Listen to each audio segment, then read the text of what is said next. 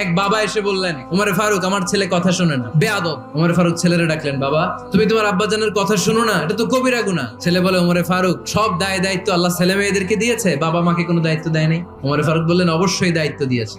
তাহলে বলেন আমার বাবার দায়িত্ব কি? উনি বললেন, প্রাইমারিলি প্রথমত 3 দায়িত্ব। পৃথিবীর প্রতিটি বাবার উচিত ছেলেদের মেয়েদের জন্য ভালো মায়ের ব্যবস্থা করা। 2 নম্বরে সুন্দর তার একটা নাম রেখে দেয়া। 3 নাম্বার তার আল্লাহর কিতাব শিক্ষা দেওয়া। এবার ছেলেকে আমার আব্বা 3টার একটাও করে নাই।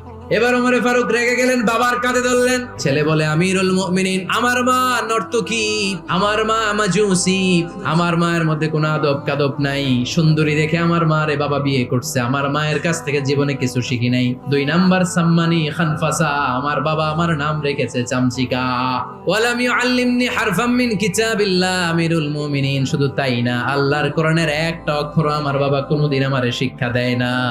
ওমর ফারুক রেগে গেলেন, এবার বাপের কান্দে দইরা মারতে শুরু করলেন। তুই ফুলার